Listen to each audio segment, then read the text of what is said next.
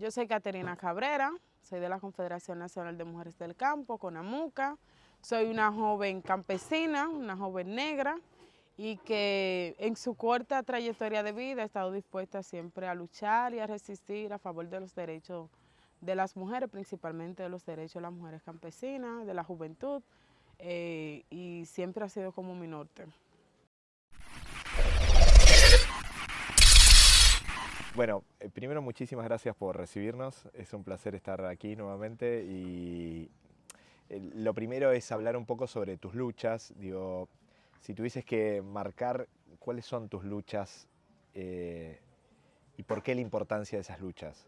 Bueno, mis luchas han sido siempre a favor de los derechos de las mujeres campesinas, porque fue como mi ideología lo que me inspiró a estar en la organización, principalmente porque vengo de una trayectoria de mujeres históricamente luchadoras, como mi abuela, mi mamá, y yo entonces que le sigo las corrientes.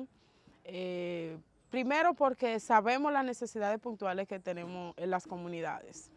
Y aunque tú no quieres, algo que te inspira entonces a tú luchar, porque tú reconoces que tienes derecho a ciertos servicios básicos. Y segundo, porque históricamente a nosotras las mujeres, el sistema nos ha dicho que no somos capaces de lograr garantía de derechos. Entonces, a raíz de todo eso, me involucré en los procesos de lucha y reivindicaciones sociales. Siempre he estado no solamente en las luchas comunitarias, sino en las luchas que también se dan a nivel nacional.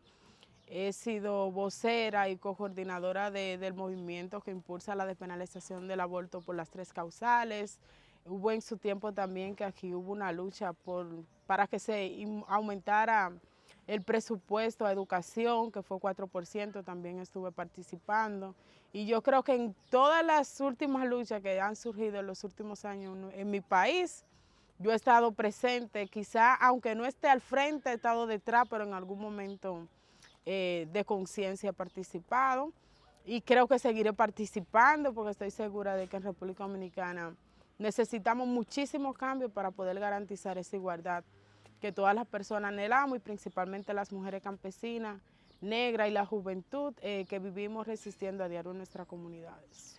¿En qué lugar nos encontramos? ¿Nos quieres contar aquí dónde vives, dónde está tu casa y qué es lo que hacen habitualmente aquí para sostenerse económicamente? Bueno, nos encontramos en una comunidad con un historial de lucha y resistencia grandísima. Esta es una comunidad que anteriormente pertenecía a la familia Vicini, todo era caña, y a través de un proceso de lucha y reivindicaciones que hicieron mis ancestras y que todavía hay algunas que viven a favor de tener el título a tierra, de poder vivir en un territorio con todos los servicios que deberían de ser garantizados, se dio un proceso de lucha histórico. Y entonces de ahí surge la comunidad Semana Santa. Entonces a raíz de que se dio todo ese proceso de lucha y reivindicaciones, surge el tener acceso a este territorio, que muchas lo hemos puesto a producir alimentos, otras hemos echado para adelante de diferentes formas, con algunos negocios de forma informal. Las mujeres, muchas estamos organizadas en organización para garantizar el no retroceso a lo que éramos antes. Hemos estado siempre involucradas en las luchas. Yo creo que esta es una de las comunidades que en movilizaciones sale siempre con la cuerpa, principalmente las mujeres, conscientes de que necesitamos más y de que el Estado tiene que facilitarnos, garantizarnos los derechos puntuales. Entonces, en esa vertiente que andamos, y esa es la materia de cuidado que muchas veces nos sale en cama. Claro, llévase a la mami, ve, oye, que el bajuro decía, están grabando, papi, ve para donde mamá. ¿Qué tienes, un niño? Ese. Ok, ¿y estás embarazada? Sí. ¿De cuánto estás embarazada? De 2, entonces 2 hembras vienen en camino. Ok, ¿de cuántos meses estás? 5. 5 meses.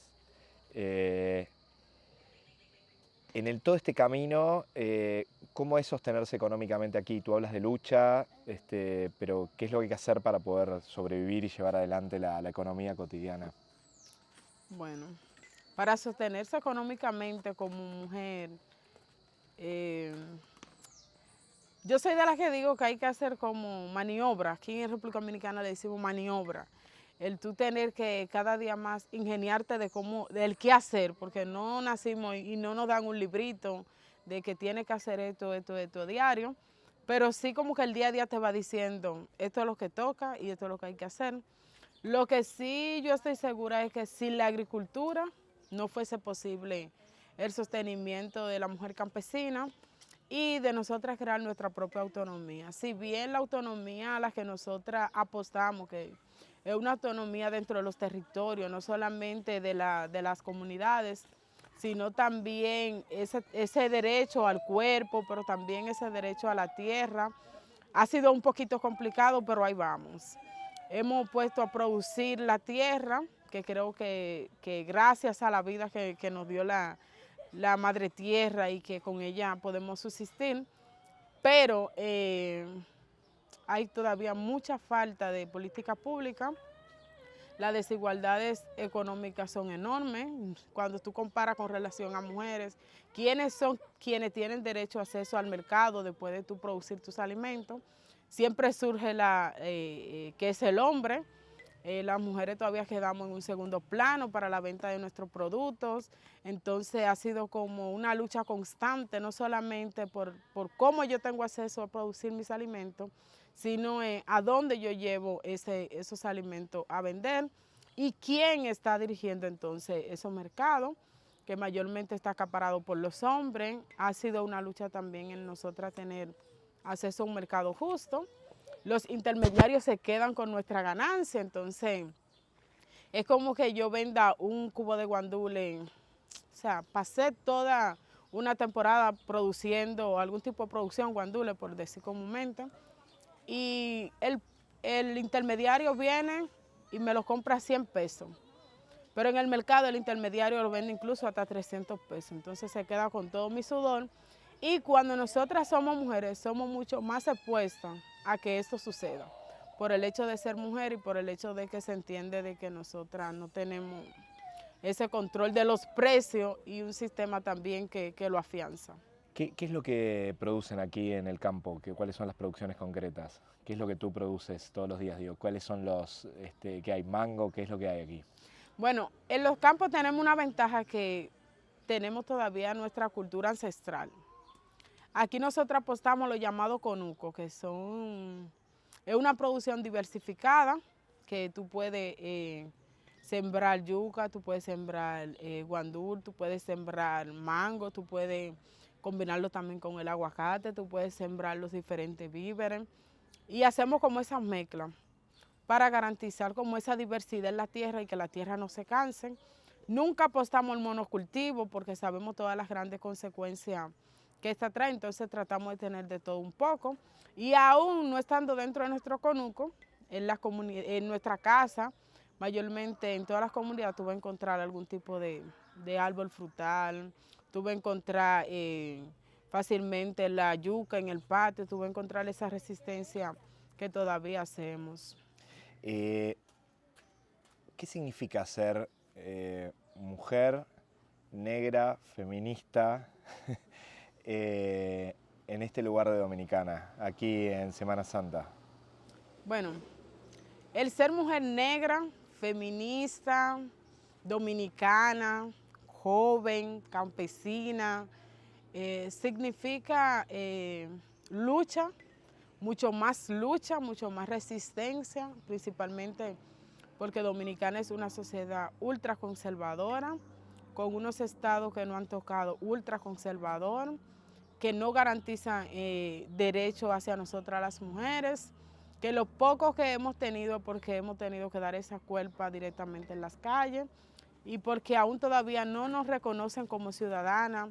Si bien tenemos acceso a una cédula, aportar una cédula de identidad que nos facilite ejercer el derecho al voto, pero digo que no nos consideran ciudadanas porque cuando el Estado te niega el derecho a tú decidir qué tú hacer en momentos puntuales todavía sigue negando tu ciudadanía. Entonces en esa lucha andamos las feministas, principalmente negras, campesinas, jóvenes, porque si bien las desigualdades las sufrimos todas las mujeres de una forma u otra, pero habemos mujeres que la tenemos bien marcada en nuestra cuerpa.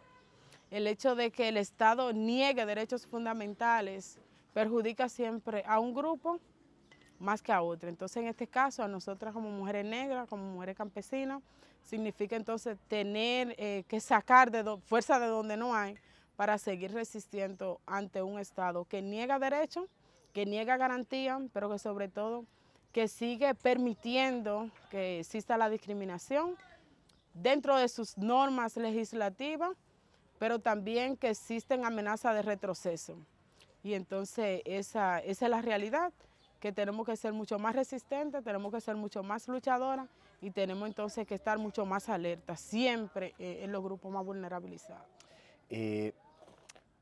Para tratar de conocer un poco, la sociedad dominicana es una sociedad muy creyente en Dios. ¿Tú eres creyente, eres evangélica, no? Y si lo eres, ¿cómo convive eso con la lucha de los 3 causales y la lucha por el derecho a decidir? Bueno, yo soy creyente en Dios, creo que Dios existe, pero veo a un Dios de forma diferente a como la sociedad dominicana lo ha visto. Es una sociedad, permisito, mira, Ender. Bueno, se van para allí. Yo soy creyente en Dios, en un Dios diferente a como la sociedad dominicana nos ha vendido. Yo creo en un Dios justo, en un Dios de justicia, y yo creo que en esa creencia ha afianzado mi feminismo, en esa creencia que todo puede cambiar, y siempre me gusta mucho una canción de Mercedes Sosa, Cambia, todo cambia, y entonces apuesto a eso, a ese cambio desde la fe, pero sin condenar, sin juzgar, sin discriminar, sin reafirmar lo que socialmente nos han dicho de qué es Dios y que ver a Dios como un temor. La sociedad dominicana es compleja porque si bien es creyente, pero más que creyente es doble moral. Porque tú tienes que aquí en República Dominicana, por un ejemplo, en el contexto cuando tú hablas del derecho al aborto, todo el mundo te crucifica, más sin embargo, las estadísticas están de que aquí ocurren abortos todos los días, y no 1, ni 2, ni 3, ni 4, ocurren cientos de abortos por día. Aborto inducido, que las mujeres mayormente sabemos cómo hacerlo, y abortos que surgen, como nosotros le decimos comúnmente, que la sociedad aún no lo percibe, pero que suceden a través de las hierbas. Y las hierbas, nosotras las mujeres campesinas, sabemos también cómo utilizarlas. Sin embargo, tenemos un código penal que penaliza en todas las expresiones la despenalización del aborto en todas, aun cuando mi vida está en peligro de muerte. O sea, todavía estamos en un país con un código penal del año 1804, que yo creo que ningún país en el mundo tiene ese código penal, y no es un código penal moderno solamente por el hecho de que el movimiento feminista ha venido exigiendo la despenalización del aborto en 3 causales. Históricamente en nuestro país, cuando se presenta un proyecto de ley y algo tiene que ver con un avance en materia de derechos de las mujeres, ese proyecto de ley es muy difícil que pase. Dentro del movimiento feminista yo creo que somos uno de los movimientos que menos ha conquistado en los últimos años. Estamos hablando de la penalización del aborto por 3 causales con una lucha que tiene aproximadamente 20 años. Y que cuando creemos que estamos un poquito más cerca, surge entonces un retroceso.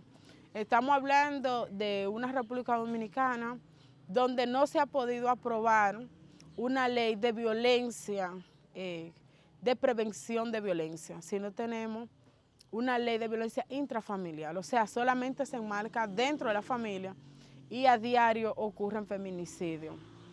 y una República Dominicana que sigue condenando la vida, la salud y la dignidad de las mujeres cuando se sabe que los números de mortalidad materna, República Dominicana, están en los primeros lugares. O sea, estadísticas palpables, razones palpables para aprobaciones de leyes y un Estado que cruza los brazos solamente para no garantizar el derecho hacia las mujeres. Si tienes que pensar y ves las luchas en otras partes de nuestra América que ya hablan de la posibilidad del aborto sin necesidad de 3 causales, sino de una manera más general, ¿cuál es tu opinión con respecto a eso? Bueno, mi opinión es que ya basta de que nos sigan viendo como en los tiempos de atrás.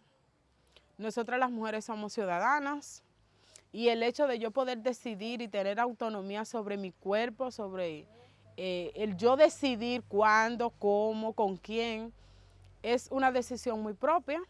Yo tengo derecho. Yo siempre voy a estar a favor de que las personas decidan, de que la mujer tenga ese derecho a decidir, porque yo quiero decidir. Entonces, cuando yo asumo una postura de yo decidir, respeto entonces que el otro o la otra persona también decida.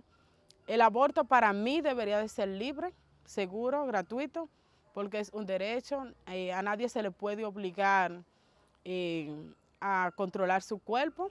Más sin embargo, sabemos que en República Dominicana tenemos muchísimos retos, pero tenemos esa utopía, que es la que nos dice que algún día nos acercaremos esos pasitos como lo han dado otros países de nuestra América, y que cada país tiene contexto diferente, pero apostamos a eso, a que en algún momento se puedan reconocer los derechos que nosotras tenemos como mujeres, que en algún momento la sociedad y el Estado entiendan que nosotras podemos decidir, tenemos esa capacidad de decidir, que así como podemos elegirlos a ellos, a la legisladora, legisladores, presidente o presidenta, así también podemos elegir qué hacer con nuestra cuerpo en algún momento determinado de nuestra vida. ¿Qué es lo que, cómo piensas la educación de tu hijo y el futuro de tus hijas, digo, en relación a toda esta lucha? ¿Cómo imaginas el futuro y cómo educas para tratar de bloquear esas lógicas machistas? Porque me imagino que ahora no solo piensas en ti, sino también en lo que se viene. ¿Sabes qué? Yo creo que uno de los retos de tu ser militante y ser madre dentro de este contexto tan complejo en la República Dominicana es tu pensar en, concho, ¿qué va a ser del futuro de mis hijos, de mis hijas? En un contexto nada alentador como el que se me ha presentado a mí. El hecho de tú no tener una educación sexual y reproductiva dentro de las escuelas, porque tú tienes un concordato, el Estado tiene un concordato con la Iglesia Católica, y que en vez de educarte a la prevención del embarazo, te están dando formación integral humana y religiosa.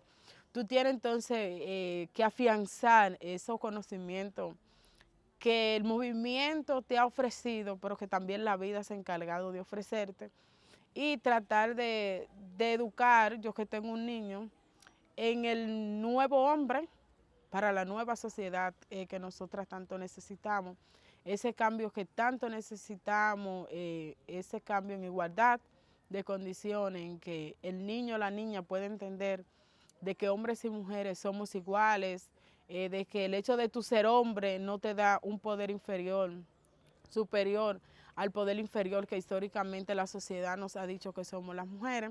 Entonces es mucho más reto el tú ser militante, pero también tú estar pendiente a que esos conocimientos de la sociedad que afianzan el machismo, ese imaginario que sostienen la violencia de género, lleguen entonces a la mente de las personas principalmente que te rodean, que en este caso son tus hijos. Entonces es una lucha constante, pero sí sueño con un día, con que mi país avance en materia de derechos, que en las escuelas se pueda hablar abiertamente sobre derechos sexuales y derechos reproductivos, porque se ha demostrado que nuestras niñas a partir de los 12 años están siendo sexualmente activas, tenemos embarazadas de 12 años, y que falta política pública para que el Estado entonces reconozca de que es necesario ese conocimiento, que es necesario que las niñas se puedan encontrar con su cuerpo, que puedan entender las razones de su cuerpo, que puedan prevenir, que no es solamente lo que nos han dicho en las escuelas, la abstinencia, sino que existen diferentes métodos. Entonces, a mis sobrinas, a mi hijo, todavía está pequeñito, pero sí más o menos, pero a mi sobrina siempre le he dicho, los métodos anticonceptivos están y yo creo que eso es lo importante. Como el movimiento, a pesar de ser movimiento feminista y estar luchando en la calle, también hemos tenido que cargar con la educación en algunas de la población para poder prevenir embarazo y también para poder darle la razón a las mujeres para que puedan decidir en un momento oportuno. Se está hablando mucho en el último tiempo de las tareas de cuidado y la sobrecarga que lleva para las mujeres. Digo, ¿qué es para ti las tareas de cuidado y qué implicó durante toda tu vida las tareas de cuidado para ti, para tu madre, en un contexto como este en el que vives? Bueno, ese es un tema, como nosotros decimos, es un tema que en los últimos años se ha retomado mucho, el tema de cuidado, y que ahora tiene incluso una terminología, tarea de cuidado. Pero históricamente nosotras las mujeres hemos vivido con las tareas de cuidado. Y el ser militante, feminista, campesina, joven, negra, y también asumir la tarea de cuidado, muchas veces no es reconocido como un trabajo el asunto de los cuidados, pero también la militancia tampoco muchas veces es reconocida como un trabajo, sino se ve como más desde la voluntad, desde el activismo, desde lo que te corresponde, pero muchas veces obviamos esa parte de cuando la mujer llega a su casa, qué tiene que hacer, le encuentran los hijos. Y a mí en lo personal, por el hecho de yo ser mujer, he tenido también que cargar con el asunto de los cuidados en esta sociedad tan compleja. Porque aunque hemos tenido conocimiento y aunque hemos tenido quizás algunas herramientas para poder lidiar ante estas situaciones, pero los cuidados siempre están sobre nuestros hombros y entendiendo que es algo que hacemos desde el amor, asimismo de cuidar, porque amamos, pero también es algo que hacemos por imposición. ¿Quién te impone que cuando tú tienes que llegar, tienes que lavar, que fregar, que cocinar, que limpiar, que encima cuidar al esposo, que encima velar para que en la sociedad todo como que marche bien, que si no hay acceso a agua en la comunidad, quién es que va a luchar? Tú tienes que salir a luchar para tener acceso a esa agua, porque el agua al fin y al cabo nosotras las mujeres somos quienes más lo utilizamos, pero también quién tiene que cuidar el medio ambiente. Tú tienes que estar atento a que si la sequía, que tu producción, entonces las cargas de nosotras. Hablan de la triple jornada, yo te diría que existen mucho más de 3 jornadas para hablar de cuidado en nosotras y que en los últimos tiempos hemos tratado de hablar de autocuidado, pero que muchas veces se nos hace mucho más difícil por esa carga de cuidado que entonces nosotros tenemos. No hay tiempo libre, ¿verdad? Entonces, en el momento de que tú te puedes sentar y durar 5 minutos, tú estás pensando que en esos 5 minutos tú debiste habérselo invertido a otra cosa, entonces a veces viene como la culpa de tú no avanzar en el día. Entonces, el ser militante, ser mujer, cuidar, es como mucho más complejo de lo que posiblemente yo pueda expresar o de lo que posiblemente se pueda ver. El cuidado es diferente en las mujeres de la ciudad y las mujeres del campo. A ver, ¿por qué? Bueno, hablar de cuidado, digo que si bien todas las mujeres tenemos la carga de cuidado por el hecho de ser mujer, pero la carga de cuidado se ve muy diferenciada entre quienes tienen privilegio y quienes no tenemos acceso a ese privilegio.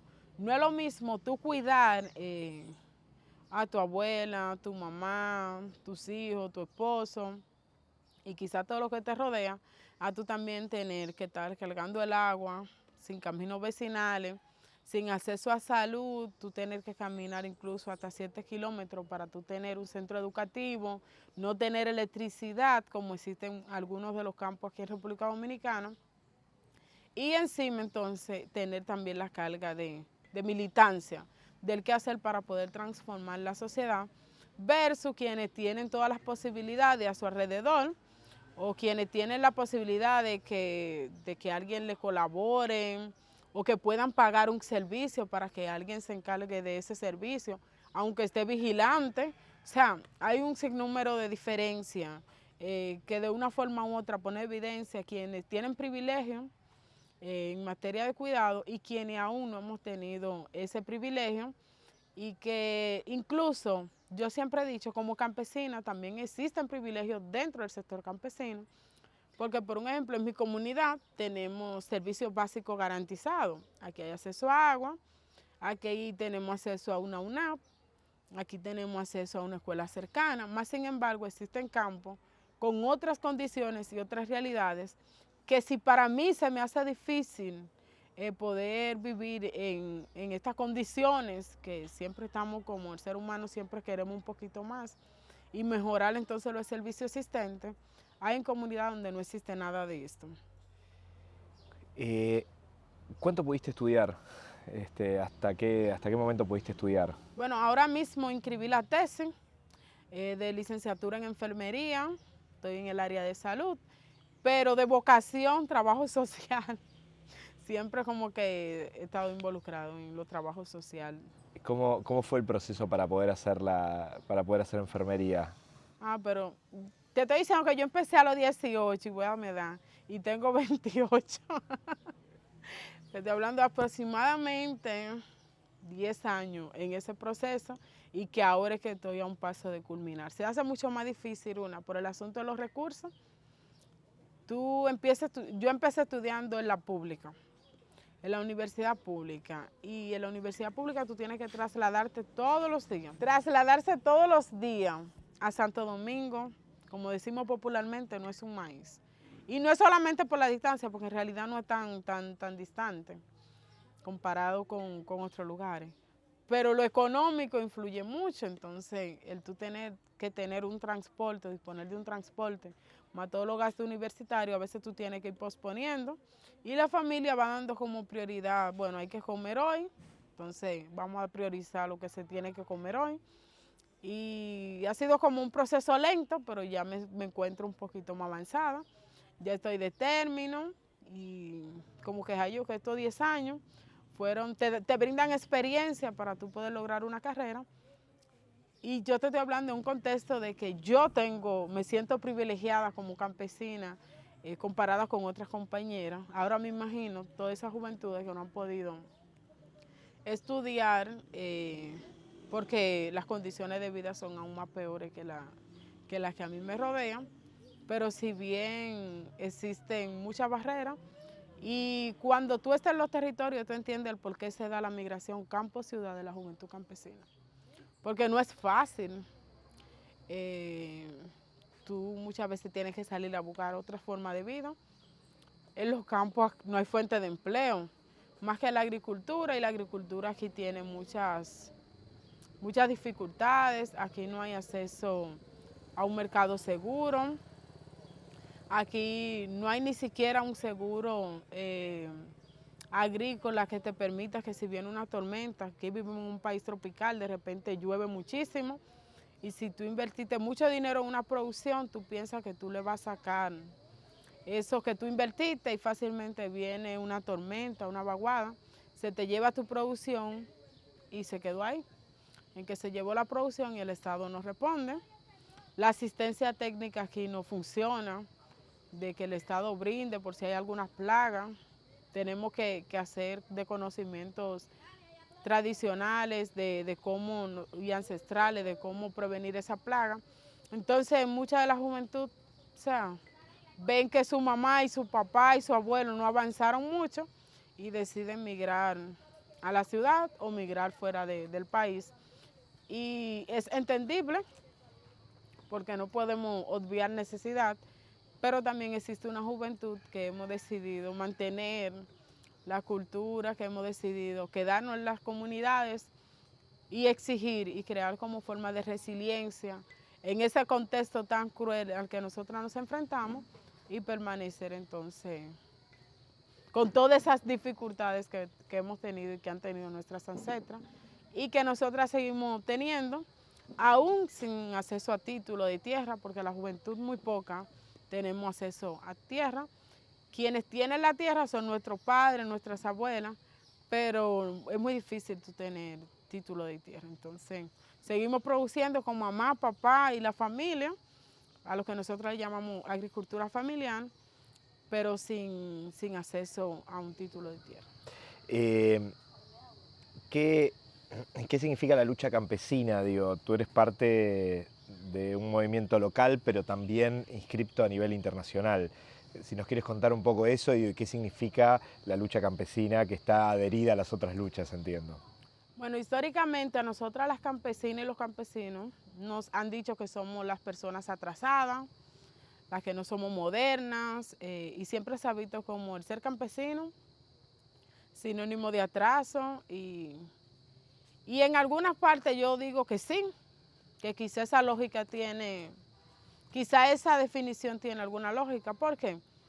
Porque somos atrasadas no porque queremos ser atrasadas, sino las políticas públicas son atrasadas más que nuestro sector. Entonces, el hecho de pertenecer a un movimiento internacional campesino que agrupan a millones de campesinos con diferentes necesidades, con diferentes demandas, con diferentes luchas, nos hace entender de que las campesinas y los campesinos hemos avanzado muchísimo en materia de resistencia, en lograr esa articulación no solamente nacional, sino también internacional, y que somos un ejemplo de lucha en los movimientos sociales, porque somos quienes traemos la realidad de todas las faltas de política pública que hacen los estados. Quizás dentro del movimiento existan algunas personas que luchan porque, bueno, leyeron algunos libros a Marx, a Lenin, y son los muy revolucionarios, al Che, se guiaron de Fidel o quizá de otros historiadores revolucionarios, y le interesó el participar en los procesos de lucha y hoy, bueno, están involucrados. Otras personas se van a unir a la lucha porque les gusta estar en las calles, pero habemos entonces otras personas, que somos el movimiento campesino, que vamos a ir a la lucha porque conocemos y reconocemos las necesidades. Y cuando digo de reconocemos, es que nosotros entendemos de que esa necesidad por esa real igualdad y las mejores condiciones de vida, nosotras como la sufrimos, la palpamos, entonces exigimos que se garantice mejores condiciones de vida para nuestro cuerpo y nuestra cuerpo. Y yo creo que esa es la diferencia que hace entre tú pertenecer a un movimiento campesino y tú pertenecer a un movimiento social más amplio, y que nosotras podemos poner ese discurso de que la desigualdad existe porque nosotras lo reflejamos en nuestro cuerpo y porque nosotras la vivimos. Entonces, como el ser humano se mueve por sus intereses, el interés de nosotras es esa vida digna en las comunidades, donde no existan terratenientes que te quiten tu propiedad, donde no existan quien cuando tú trabajaste toda una vida en una tierra, venga alguien y se apropie de ella, donde no existan esas irregularidades que comúnmente nosotras como campesinas estamos expuestas a sufrir, pero también tenemos esa certeza de que se puede hacer algo desde ese contexto en el que nos enfrentamos. Imagino que en todo el recorrido de militancia y lucha viste figuras que te movilizaron a seguir luchando, mujeres que admirás. ¿Cuáles son esas mujeres que admiras, que tienes en la lógica de heroínas cotidianas o más de larga historia? Bueno, mi heroína principal es Florinda Soriano, mamá Tingó, cariñosamente como nosotras las conocemos dentro de las campesinas. Era una mujer negra, campesina, que cuando la mujer no estaba bien vista para trabajar la tierra, ella trabajó la tierra junto a su esposo, junto a su familia. Perteneció a una organización mixta, o sea que se tuvo que enfrentar con ese machismo palpable y llegó incluso a dirigir esa organización. Y durante los 12 años del gobierno de Balaguer fue asesinada un 1 de noviembre. y ha sido como el ícono del movimiento, del movimiento campesino en relación a la lucha y a la resistencia que ella enfrentó, porque ella decía la frase, para quitarme la tierra tendrán que quitarme la vida, porque la tierra es mi vida, y cuando fueron a apropiarse de su tierra, ella fue herida, la asesinaron, y ella tenía un machete en mano, y con ese machete ella trataba de hacer la resistencia, aunque su vida era la que estaba expuesta por la lucha por la tierra, la lucha por la producción.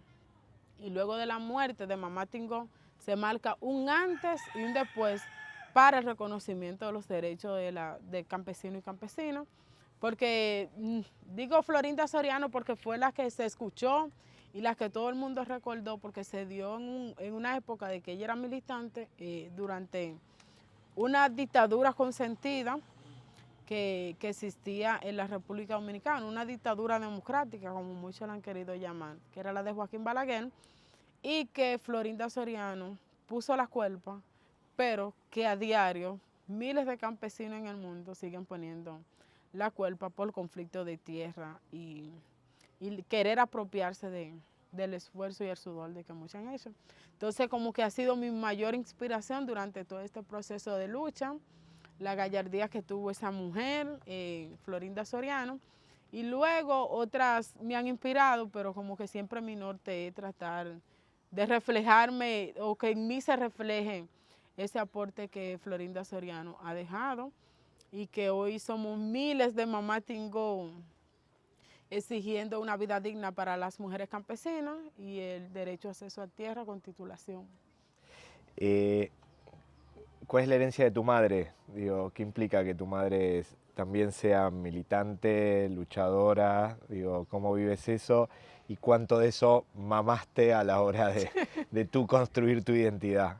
Bueno, eso da una dinámica, como decimos aquí, comúnmente chula, porque no es lo mismo tú levantarte un día que vamos a hacer una manifestación y alistarte e irte, a tú tener, "Oh, ya tú estás lista, dime, pasa por ti, entonces vámonos". Y como que cuando salimos, como mi mamá, mis primas y toda la familia, entonces se refleja que ha sido un trabajo quizás no pensado en la hora de que tú te organizas, pero sí un trabajo que deja fruto de cuando tú ves como que en tu familia tienen ese conocimiento de la importancia de luchar. Y mi mamá es militante de la organización a la que yo pertenezco, y se da algo importante porque quizás el reconocimiento dentro del movimiento, ella inició, no se da porque yo sea hija de ella, sino se da porque a mí me interesó y yo pude involucrarme de una forma directa. Entonces como que siempre tratamos los espacios de que no se vea que yo soy la hija de ella, sino que yo soy la compañera, la camarada de ella. Y existen todavía personas dentro del movimiento que todavía no saben que ella es mi mamá. Y llegamos como a los espacios y es como mi camarada. Incluso las discusiones políticas más calientes las hacemos mi mamá y yo, incluso con alguna postura de que porque sí, no, yo no estoy de acuerdo. Entonces, pero tratamos como que dentro de las casas somos mamá e hija y para el movimiento somos las camaradas, las compañeras. Usted necesita algo, aquí estoy, camarada. Entonces como que se da esa particularidad de cómo tú hacer tu militancia dentro de la casa y fuera de la casa. Incluso cuando estamos en alguna reunión que hay que tomar alguna decisión, cuando yo la veo que ella levanta la mano y yo no estoy de acuerdo, yo dejo mi mano abajo, porque entonces ella me hace, digo yo. Entonces como que también se da esa complicidad y ahí se puede armar como ese debate de por qué sí, por qué no. Y es como tú sacar un poco, pero ha sido chulo, ha sido mi inspiración. Yo creo que la mujer más feminista negra, con el discurso más de mujer negra, campesina y con ese feminismo negro, ha sido la que más aporte me ha dado los conocimientos del abordaje y de yo asumirme como una mujer negra, porque lo veo en las prácticas de ella y porque también ella ha sido partícipe de esa construcción, de esos conocimientos que hoy yo he tenido. ¿Qué te pasa cuando miraba los canales aquí en Dominicana, canales de televisión en Dominicana, las publicidades en la calle, y no se ven mujeres ni hombres negros? Ay, Este, ¿cómo puede ser publicidades y canales de televisión que no tiene a la gente que vive en su país? bueno. República Dominicana es tan complejo porque somos un país racista, pero no se reconoce como un país racista. Entonces, aquí el miedo no es ser negro. Yo siempre lo he dicho. Aquí el miedo no es ser negro. Aquí el miedo es ser haitiano. Entonces, mientras más yo digo que soy negra, más me acerco a lo que es Haití. Y como yo no quiero reconocerme como haitiana, entonces trato de obviar esa parte que históricamente los grupos nacionalistas y el Estado también muy conservador ha querido como mantener. Para nosotras, por ejemplo, el autorreconocernos como mujeres negras ha sido a través del proceso formativo y de desconstrucción constante, porque incluso a nosotros los dominicanos se nos ha repetido tanto que no somos negros, que creemos que no somos negros. Entonces tú te das cuenta que tú no eres negro cuando tú te encuentras realmente fuera del país, que otra persona te llama negro. Y también el querer negar que Haití existe. Entonces esa parte yo creo que es lo que más ha dado lucha incluso dentro del movimiento, de que si tú te vas, tú puedes hacer una ronda de preguntas a todas las personas del movimiento y pocas se van a identificar como mujeres negras. Wow. Estoy hablando del movimiento social porque el movimiento feminista ha venido como con una desconstrucción y que ya ahora hay incluso diferentes olas de feminismo negro, de feminismo decolonial, pero el no reconocer sus raíces y en la negación, porque si soy negra me acerco a Haití, y que el Estado entonces también te diga que aquí no somos Haití y que la sociedad siempre esté con la amenaza de que Haití viene a invadir. Entonces ha hecho que los medios de comunicación blanqueen toda nuestra historia, toda nuestra identidad, y cuando entonces tú prendes la televisión, tú piensas que tú estás en un país de blancos y de un país de mujeres perfectas, con cuerpos perfectos, con unos estereotipos bien marcados, versus la realidad de las mujeres que caminamos las calles, que somos quienes sostenemos esta economía. Digo, sostenemos la economía porque soy de las que digo que el sistema capitalista existe porque nosotras las mujeres existimos. Porque sostenemos esa parte no remunerada, que es la de cuidado, y también sostenemos esa parte económica, que es la que hacemos laboralmente. Entonces nos han querido vender eso, que las mujeres negras no estamos en esos espacios, que las mujeres negras no podemos aportar a lo económico, entonces te figura siempre las mujeres blancas, y en ese proceso de desconstrucción hemos estado trabajando. Incluso a mí, yo salgo y no me dicen que yo soy una mujer negra, yo soy una mujer rubia. Entonces, esa es parte de cómo se ve nuestra sociedad, y que fácilmente al sinónimo aquí en República Dominicana, sinónimo de negro es haitiano.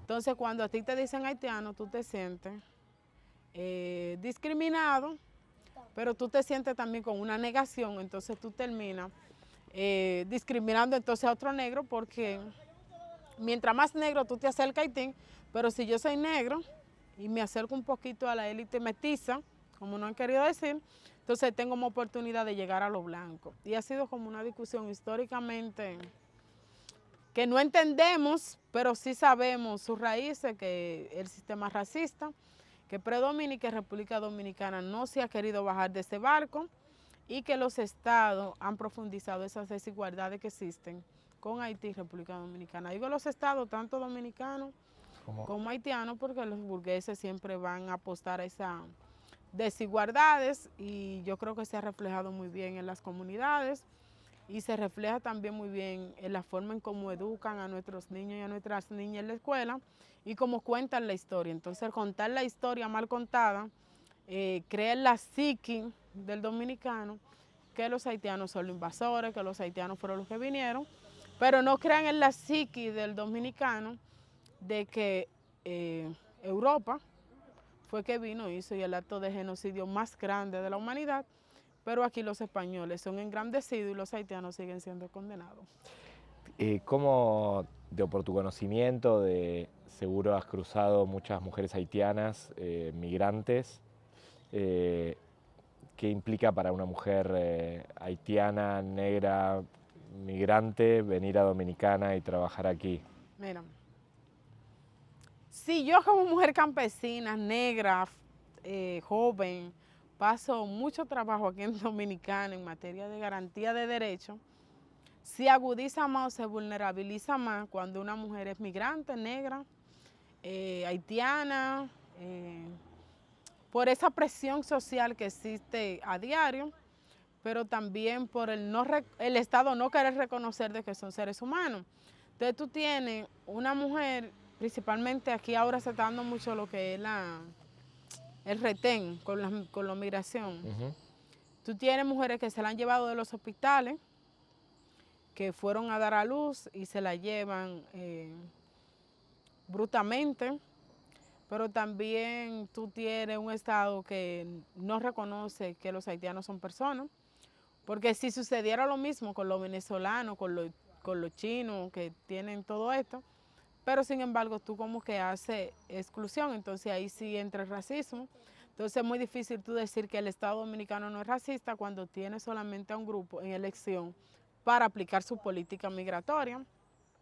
Esa mujer tiene que andar con miedo, pero esa mujer incluso para tener acceso a salud también sale con miedo porque ya en los hospitales se ha dado y tiene también esa carga social de lo que la sociedad piensa y de lo que la sociedad le vocifera. Cuando tú vas a un centro de salud, yo que estoy muy involucrada en el centro de salud, y tú te encuentras con una parturienta haitiana, no es la misma atención que se le da a la que se le da a una dominicana o una venezolana. Incluso dentro del mismo equipo de salud, tienen el concepto de que ellas vienen a parir, a reproducirse, porque en un futuro son esa generación las que van a proceder con la invasión dominicana.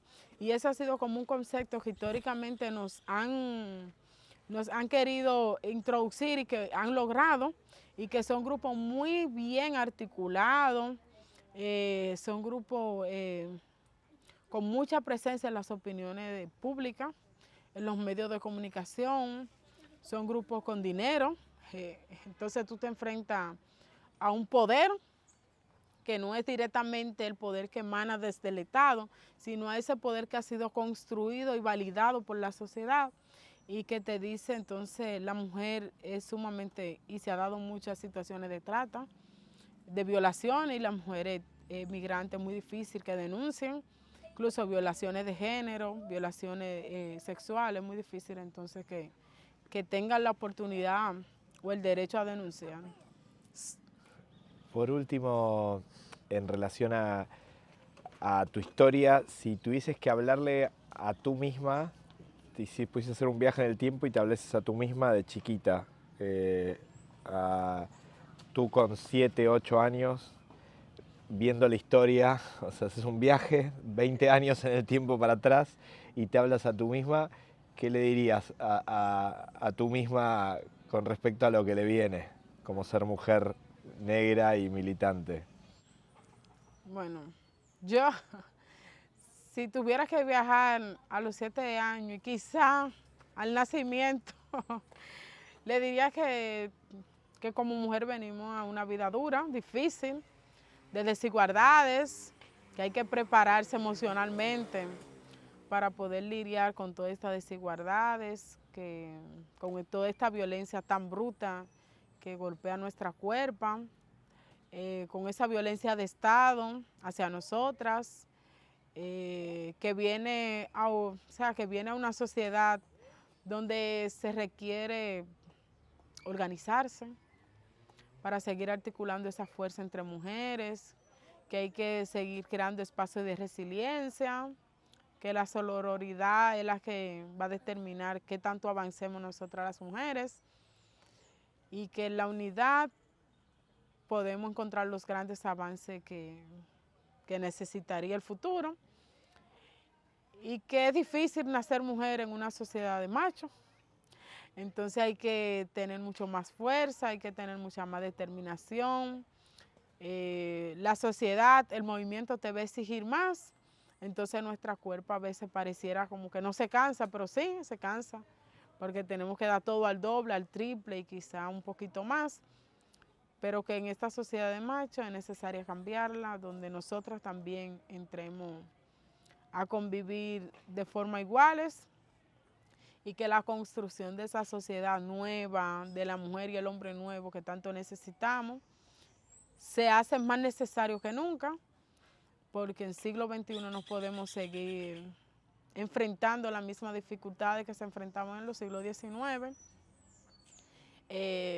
Quizá en aquello entonces con esclavitud forzada, con cadenas, con grilletes, y hoy con una esclavitud del no reconocimiento de derechos. El tú tener derecho te da acceso a la libertad, y cuando tú no tienes derecho, entonces tú sigues siendo esclavizada por un Estado que debería de garantizarte derechos.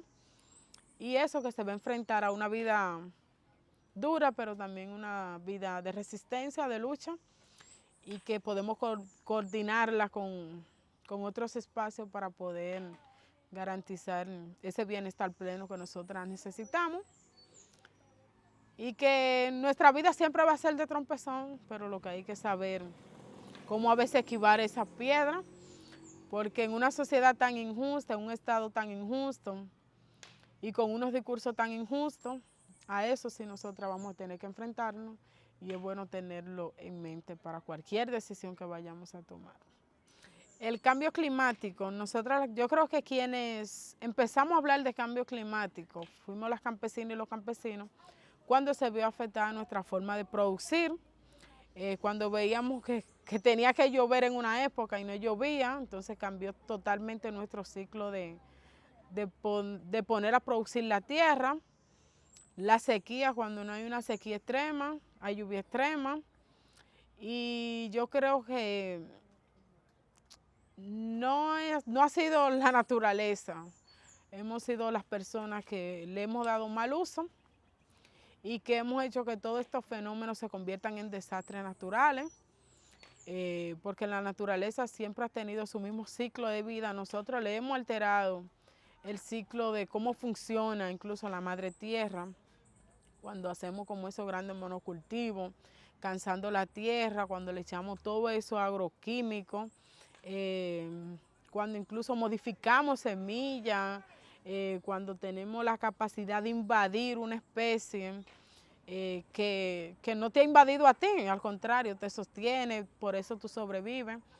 Y yo creo que la resistencia que nosotros hemos hecho como los campesinos, incluso dentro de la vía campesina lanzamos las campañas, los campesinos y las campesinas enfriamos el planeta, porque nosotras sí sabemos cómo enfriar el planeta. Ahora bien, las decisiones tomadas por los estados no saben enfriar el planeta, porque con una producción amigable con la madre tierra, con la naturaleza, y una agricultura sostenible, la agroecológica, apostando siempre a la soberanía alimentaria, que es el derecho a producir los pueblos sus alimentos de una forma amigable con la madre tierra, agroecológicamente, con conocimientos ancestrales que siempre han funcionado, con nuestras ancestras nos han enseñado, combinado con alguna técnica moderna, como decimos, pero que no sean invasivas al medio ambiente. Ahí está como la solución. Más sin embargo, seguimos presentando estos grandes monocultivos.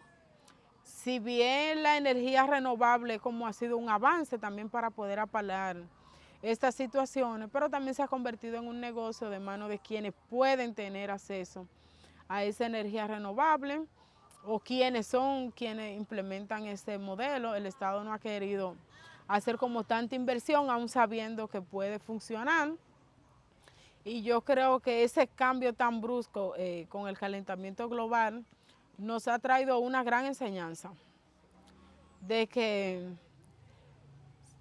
nosotros siempre decimos, si tú atacas mucho un animal, tú lo forzas a hacer algo que el animal tarde o temprano se va a resistir, y es lo que está pasando con nuestro medio ambiente. Estamos llegando al punto de que nos estamos acabando nosotras mismas y nosotros mismos, y no nos estamos dando cuenta, o quizás quienes toman las decisiones como están bajo aire, en lugares muy privilegiados, que no saben lo que el sol tanto calienta o que quizás no saben cómo sube un río y puede hacer diferentes desastres por lo mismo que hemos dicho, siguen tomando esas decisiones tan bruscas, pero sí conscientes de que como campesinos y campesinas tenemos ese compromiso de poder enfriar un poquito el planeta, construyendo la soberanía alimentaria, la agroecología, una agricultura sostenible, amigable con la madre tierra y seguir haciéndole frente a lo agrotóxico, seguir haciéndole frente al agronegocio, seguir haciéndole frente a todo ese acaparamiento de tierra que ponen a producir de forma cansada la tierra y que luego para tú poder recuperar la forma de producción de esa tierra tiene que fajarte mucho. Entonces yo creo que ese ha sido un impacto y yo creo que dentro del movimiento social no hemos asumido esa lucha, esa reivindicación como debería de ser asumida, sino se le ha dejado a la población que más tiene el impacto, que hemos sido las campesinas y los campesinos, cuando producimos y nuestra producción entonces no se da o algo sucede con nuestra producción. O sea, no ha sido un tema tan asumido dentro de todo el movimiento, incluso dentro del movimiento feminista, como debería de ser asumido. Una maravilla. Muchísimas gracias. Un placer, ¿eh?